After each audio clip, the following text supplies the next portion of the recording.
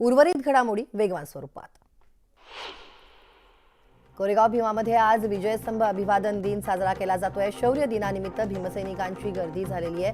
उपमुख्यमंत्री अजित पवारांनी विजयस्तंभाला अभिवादन केलंय। या ठिकाणी कोणताही अनुचित प्रकार घडू नये यासाठी चोख पोलीस बंदोबस्त तैनात करण्यात आलाय। राष्ट्रवादीचे आमदार अमोल मेटकरी यांनी अकोला येथील निवासस्थानी रांगोळीतून नवीन वर्षाचा दृढ संकल्प साकारलाय। रेखाटलेल्या रांगोळीतून अजित अनंतराव पवार हे महाराष्ट्राचे मुख्यमंत्री व्हावेत ही इच्छा त्यांनी व्यक्त केली आहे। उदय सामंतांचे भाऊ किरण सामंत यांचा आणखी एक नवं स्टेटस त्यांच्या समोर आलेलं आहे। मी किरण सामंत रोकेगा कोण असं कॅप्शन त्यांनी टाकलंय आणि पुन्हा एकदा गोंधळ निर्माण होण्याची चिन्ह आहेत।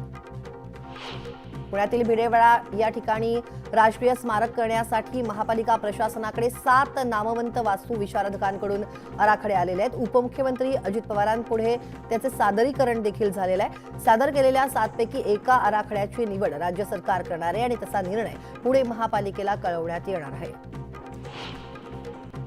अभ्यासक्रमांची निवड, परीक्षा पद्धती आदींबाबत उच्च शिक्षण संस्थांना स्वातंत्र्य देणाऱ्या स्वायत्तता धोरणाला आणखी वेग देण्याबरोबरच त्याचा विस्तारही केला जाणार आहे। आतापर्यंत पदवी अभ्यासक्रम चालवणाऱ्या महाविद्यालयांनाच स्वायत्तता बहाल करण्यात येत होती, मात्र आगामी वर्षात पॉलिटेक्निक पदविका अभ्यासक्रम चालवणाऱ्या शैक्षणिक संस्थांनाही स्वायत्तता दिली जाणार आहे। म्हाडाच्या मुंबई महामंडळाच्या वतीनं ऑगस्ट महिन्यात काढण्यात आलेल्या 8082 घरांच्या लॉटरीनंतर आता पुन्हा एकदा एप्रिल महिन्यात सुमारे 600हून अधिक घरांची लॉटरी काढण्यासाठी म्हाडानं तयारी सुरू केली आहे। ऑगस्ट महिन्याच्या लॉटरीतील अर्जदारांनी परत केलेल्या 600 घरांचा या लॉटरीमध्ये समावेश करण्यात आला आणि आणखी काही घरं या नव्या लॉटरीमध्ये घेता येतील का याबाबत म्हाडा आता चाचपणी करत आहे। ठाणे महापालिकेनं मालमत्ता करातील 100% व्याज माफीच्या अभययोजनेस 15 जानेवारी 2024 पर्यंत मुदतवाढ दिली आहे। या व्याज माफीमध्ये अभययोजनेचा ठाणेकर करदात्यांनी जास्तीत जास्त लाभ घ्यावा असं आवाहन ठाणे महापालिकेनं केलं आणि यापूर्वी पालिकेनं 15 ते 31 डिसेंबर या कालावधीत अभययोजना जाहीर केली होती। त्याला नागरिकांनी चांगला प्रतिसाद देखील दिलाय।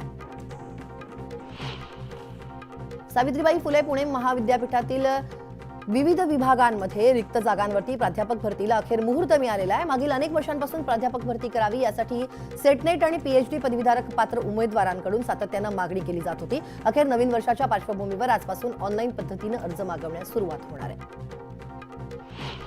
मीरा भाईंदर शहरातील रस्ते खड्डेमुक्त करण्याचा निर्धार महापालिका आणि राज्य शासनानं केलाय। महापालिका शहरातील 45 रस्ते काँक्रीटचे बनवणार आहेत, त्यापैकी 5 रस्त्यांची कामं सुरू झालेली आहेत, तर MMRDA शहरातील 25 रस्त्यांचं काँक्रीटीकरण करणार आहे आणि नवीन वर्षात बहुतांश रस्त्यांचं काँक्रीटीकरण पूर्ण होण्याची शक्यता आहे।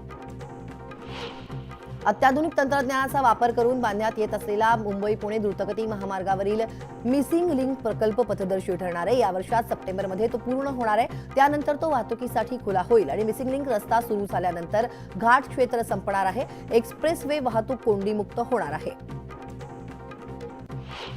पिंपरी महापालिकेच्या कराकारणी आणि कर संकलन विभागानं मालमत्ता धारकांना नवीन वर्षानिमित्त डबल गिफ्ट दिलंय। 1 जानेवारीपासून असेसमेंट रजिस्टर ऑनलाईन केलं जाणार आहे। यापुढे होणाऱ्या सर्व नोंदी फक्त ऑनलाईन होतील।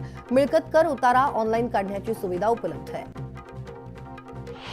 नव्या वर्षात तरी महागाईच्या फेऱ्यातून सुटका होईल असं वाटत असतानाच आता सर्वसामान्यांच्या ताटातील भाज्याही गायब होण्याची चिन्ह आहेत। थंडीमुळे भाज्यांची आवक घटलेली आहे, त्याचा थेट परिणाम त्यांच्या किमतीवरती झालाय। सामान्यांच्या ताटात दिसणाऱ्या फ्लॉवर, कोबी, वाटाणा आणि भेंडीनं चांगलाच भाव खाल्लेला आहे। त्यांच्या किमती 15 ते 20% वाढल्या। छत्रपती संभाजीनगर शहरातील चिकलठाणा आंतरराष्ट्रीय विमानतळाच्या विस्तारीकरणाला अखेर मुहूर्त मिळालाय। चिकलठाणा, मुकुंदवाडी, मूर्तिजापूर परिसरातील 56.25 हेक्टर म्हणजे जवळपास 139 एकरवरती भूसंपादन केलं जाणार आहे आणि या विस्तारीकरणासाठी होणाऱ्या 578 कोटी 45 लाख रुपयांच्या खर्चाला शासन निर्णयाद्वारे प्रशासकीय आणि वित्तीय मान्यता मिळालेली आहे। या विस्तारीकरणामध्ये धावपट्टीची लांबी वाढवण्यात येणार आहे आणि ती 3660 मीटर लांबीची करण्यात येणार आहे।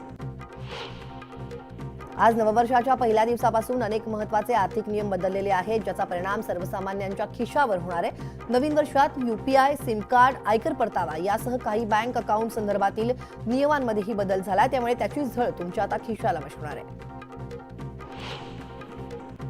नागपूरकरांचं आराध्य दैवत असलेल्या टेकडी गणेशाच्या मंदिरात आज भाविकांनी नववर्षानिमित्त मोठ्या प्रमाणावरती गर्दी केली आहे। नववर्षाच्या पहिल्या आरतीसाठी शेकडो भाविक हे मंदिर परिसरात हजर होते।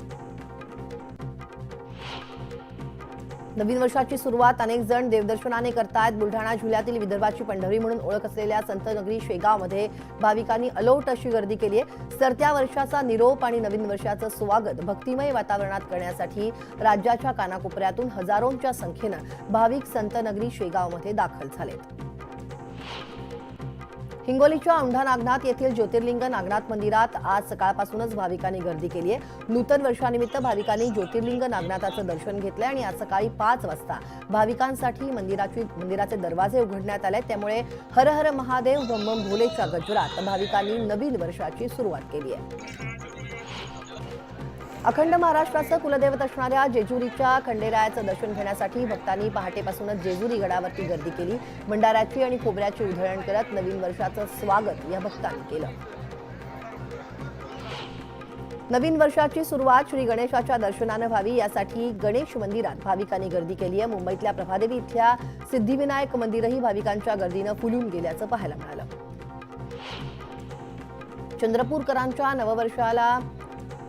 चंद्रपूरकरांनी नववर्षाचं स्वागत केलेलं आहे। आराध्य दैवत देवी महाकालीच्या दर्शनानं त्यांनी सुरुवात केली आहे। नवीन वर्षी नव्या संकल्पांसह देवी भक्त माता महाकाली चरणी दर्शनासाठी दाखल झालेले आहेत। पुरातन मंदिर महाकाली मंदिरात भाविकांनी पहाटेपासून गर्दी केली आहे। विदर्भाच्या कानाकोपऱ्यातून भक्त देवीच्या दर्शनासाठी पोहोचलेले आहेत। नववर्षानिमित्तानं भाविकांनी साई दर्शनासाठी मोठी गर्दी केली। साई नामाचा जयघोषानं शिर्डी दुमदुमलेली आहे। रात्रभर साई मंदिर खुलं असल्यानं हजारो भाविक साई चरणी नतमस्तक झाले। राज्यातील प्रमुख तीर्थक्षेत्रांपैकी असणाऱ्या श्री विठ्ठल रुक्मिणी मंदिर समितीनं नववर्षाच्या स्वागतासाठी संपूर्ण मंदिर परिसर हा आकर्षक फळाफुलांनी सजवलेला आहे। देशभरात ठिकठिकाणी मोठ्या जल्लोषात नवीन वर्षाचं स्वागत करण्यात आलं। सर्वत्र जल्लोष, उत्साह आणि नृत्यावरती ठेका धरताना तरुणाई दिसून आली। नववर्षाचं जल्लोषात स्वागत करण्यासाठी शहरासह उपनगरांमधील महत्त्वाची ठिकाणं अक्षरशः गर्दीनं फुलून गेली होती। किनारपट्ट्या, हॉटेल्स, रेस्टॉरंटमध्ये नागरिकांनी गर्दी केल्याचं दिसून आलं। नववर्षाचं जगभरात जल्लोषात स्वागत केलं जात आहे। नवीन वर्षातील पहिला सूर्योदय पाहण्यासाठी समुद्रकिनारी नागरिक गर्दी करतायत। 2024 या नवीन वर्षातील हा पहिला सूर्योदय आपल्या कॅमेऱ्यात टिपण्यासाठी नागरिक गर्दी करतायत। नवी मुंबईकरांनी नवीन वर्षाचं जल्लोषात स्वागत केलं। नवी मुंबई महानगरपालिकेच्या मुख्यालयासमोर फटाक्यांची आतिषबाजी करण्यात आली। यावेळी नागरिकांनी गर्दी केल्याचं दिसून आलं। नववर्षाच्या स्वागतासाठी आलेल्या परदेशी पर्यटकांनी गोव्यातील हर्मल बीचवरती श्रीरामाचा जयघोष करत भजन आणि भक्तिगीतं गात परिसर भक्तिमय करण्याचा प्रयत्न केला। 31st साजरा करण्यासाठी मोठ्या प्रमाणात देशविदेशी पर्यटक गोव्यामध्ये दाखल झाले। नवीन वर्षाचं स्वागत करण्यासाठी गोदाकाठी सहस्त्रदीप प्रज्वलन कार्यक्रमाचं आयोजन करण्यात आलं। तब्बल 224 दिवे प्रज्वलित करून 2024 दिवे प्रज्वलित करून नवीन वर्षाचं प्रसन्न आणि प्रकाशमय वातावरणात स्वागत करण्यात आलं। गोव्याच्या हर्मल किनाऱ्यावरती देशविदेशातून आलेल्या हजारो पर्यटकांनी नवीन वर्षाचं जल्लोषात स्वागत केलं। 2023ला बाय बाय करत 2024चं मोठ्या जल्लोषात आणि उत्साहात स्वागत केलं गेलं। नववर्षाच्या स्वागतासाठी जळगावकरांनी देखील मोठ्या प्रमाणात जल्लोष केलेला आहे। यावेळी कोणतीही दुर्घटना घडू नये याचं कायदा सुव्यवस्था राखण्यासाठी पोलिसांनी ठिकठिकाणी चोख बंदोबस्त राखला। जिल्ह्यात जागोजागी नाकाबंदी देखील करण्यात आली। धाराशिव जिल्ह्यात जवळपास 14 साखर कारखान्यांनी यंदाच्या हंगामामध्ये तब्बल 16,33,000 मेट्रिक टन ऊसाचं गाळप केलंय आणि या माध्यमातून तब्बल 12,70,000 क्विंटल साखरेचं उत्पादन देखील मिळालंय।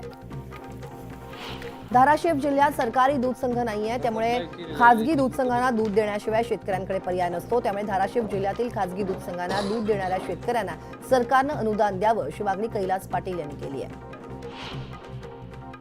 जामिनासाठी पैसे नसल्यामुळे अनेक कैदी कारागृहातच आहेत। राज्यातील कारागृहात 4,725 शिक्षा झालेले पुरुष कैदी आहेत आणि 30,125 कच्चे कैदी आहेत। याच कैद्यांच्या मदतीसाठी गृह विभागानं अधिकारप्राप्त समिती स्थापन केली आहे। समितीमार्फत या कैद्यांना आर्थिक मदत देण्याच्या दृष्टिकोनातून पावलं उचलण्यात येणार आहेत।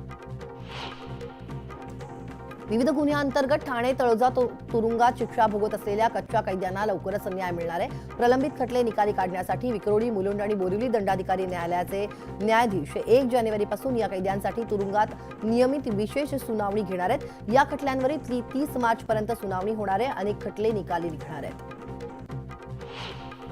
ठाणे प्रादेशिक विभागातील ठाणे, भिवंडी आणि वागळे स्टेट या 3 परिमंडळामध्ये राबवलेल्या ऑपरेशन ऑल आउटमध्ये 120 जणांवरती प्रतिबंधात्मक कारवाई केली गेली आहे, तर वाहतुकीचे नियम मोडणाऱ्या 553 तर नशा करणाऱ्या 252 जणांवरती कारवाईचा बडगा उगारण्यात आला आहे. वाशिम जिल्ह्यात 2 बाईक स्वारांचा भीषण अपघात झालाय. अपघातात एक पोलीस कर्मचाऱ्याचा मृत्यू झालेला आहे. 3 पोलीस कर्मचारी गंभीर जखमी झालेत. नववर्षाच्या सुरुवातीलाच झालेल्या अपघातामुळे जिल्ह्यात हळहळ व्यक्त होतीये.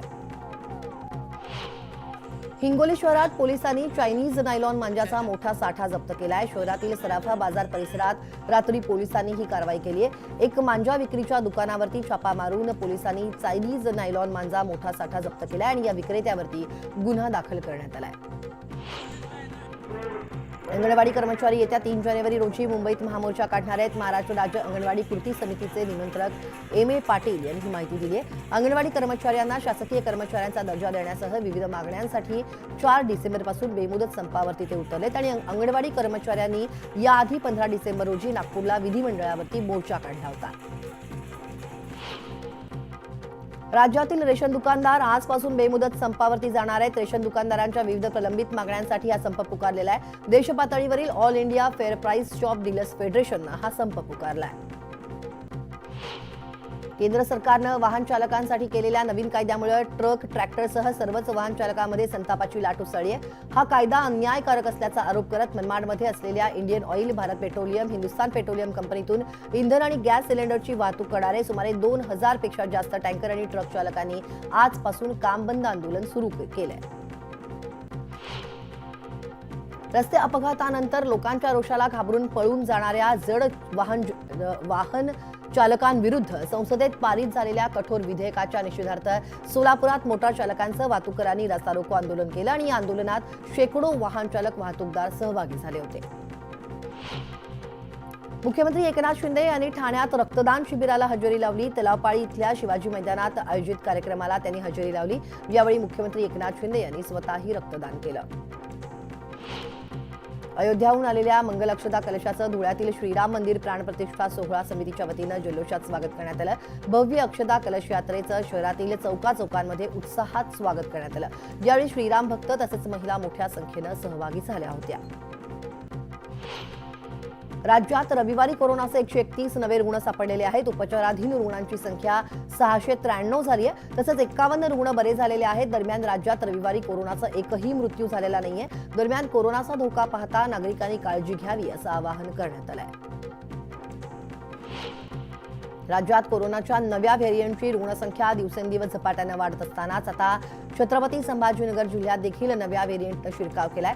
जिल्ह्यातही कोरोनाच्या नव्या JN1 व्हेरियंटचे 2 रुग्ण आढळून आलेत आणि जिल्हा आरोग्य यंत्रणा सतर्क झाली आहे. छत्रपती संभाजीनगरमध्ये रविवारी एकाच दिवसात कोरोनाचे 8 नवे रुग्ण कोरोना पॉझिटिव्ह आलेले आहेत. आतापर्यंत शहरातील रुग्णांची संख्या 35 वर पोहोचली. त्यामुळे आता नागरिकांना काळजी घेण्याचं आवाहन करण्यात येत आहे.